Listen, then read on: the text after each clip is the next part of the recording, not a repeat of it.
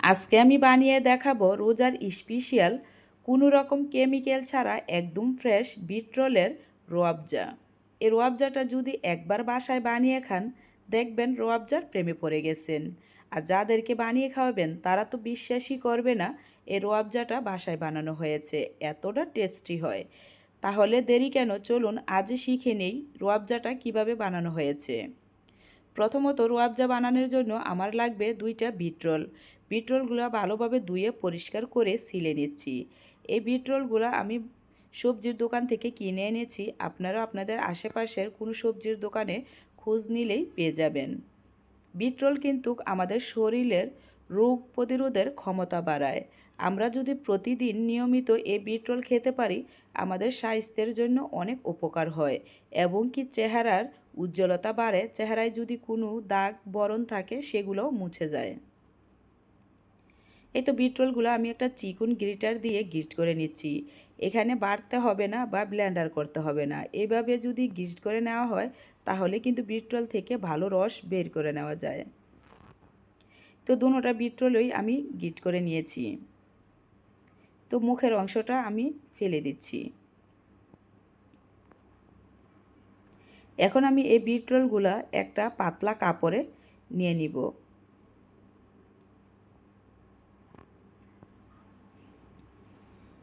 কাপড়টা মুড়িয়ে একদম চেপে চেপে রস বাহির করে নিব।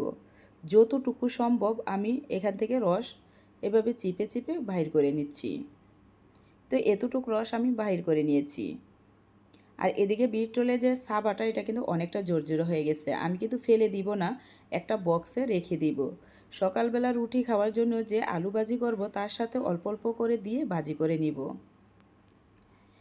চুলায় একটা পাতিল বসিয়ে দিয়ে দিচ্ছি 1 কাপ চিনি, সাথে দিয়ে দিচ্ছি 2 কাপ পানি।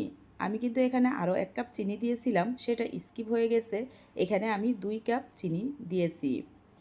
যখন বলকে এসে চিনিটা গলে যাবে তখনই দিয়ে দিতে হবে বিটরোলের রস।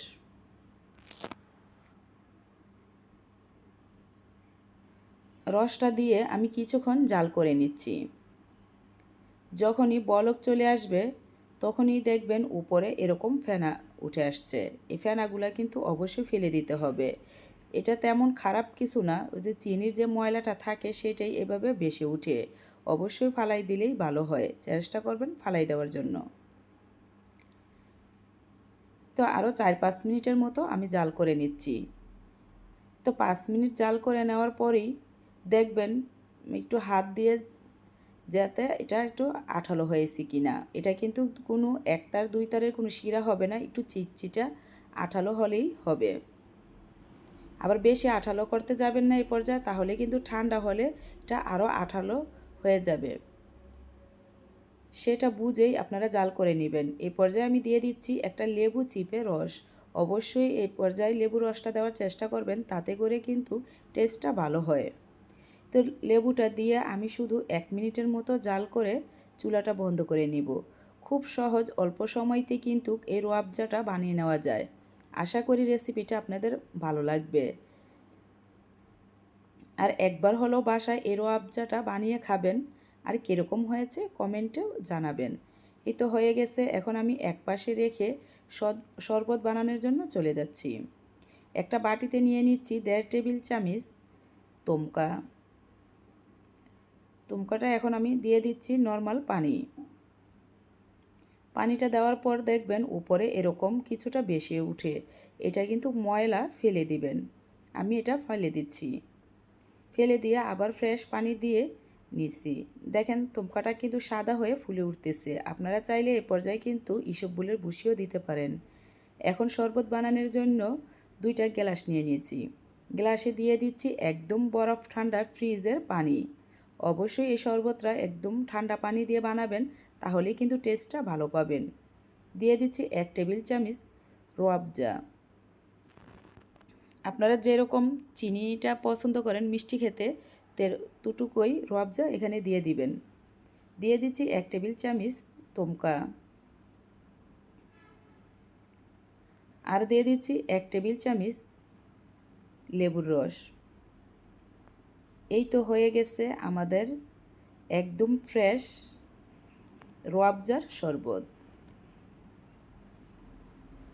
এটা তো সময় একদম কমই লাগে। যদি রুয়াবজাটা বাসায় বানানো থাকে তাহলে এই শরবত খেতে কোনো ঝামেলা পোহাতে হয় না। আপনারা চাইলে এ পর্যায়ে লেবুর রসটা না দিলেও চলবে, কারণ আপনার রুয়াবজা বানানোর সময় কিন্তু লেবুর রস দেওয়া হয়েছে। এই তো হয়ে গেছে আমাদের ফ্রেশ রুয়াবজার শরবত। এখন যে রুয়াবজাটা রয়েছে সেটা আমি এরকম একটা বোতলে ভরে নিচ্ছি।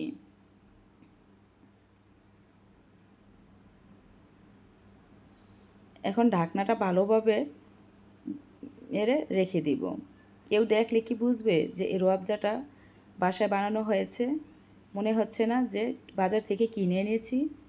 একদম ফ্রেশ, কোনো কেমিক্যাল ছাড়া রুয়াবজা বাসায় বানিয়ে নেওয়া যায়। তাহলে কেন আমরা প্রচুর টাকা দিয়ে বাজার থেকে রুয়াবজা কিনে আনবো?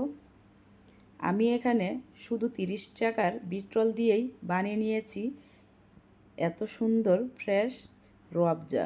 আপনারা চেষ্টা করবেন এভাবে বাসায় বানিয়ে নিতে। আশা করি আপনাদের অনেক ভালো লাগবে। আর যদি আপনাদের এই রেসিপিটা ভালো লেগে থাকে তাহলে প্লিজ একটা সাবস্ক্রাইব করে পাশে থাকবেন, যাতে করে নিত্য নতুন এরকম মজার ভিডিও দেওয়ার সাথে সাথে দেখতে পান। আজ বিদায় নিচ্ছি। খোদা হাফেজ।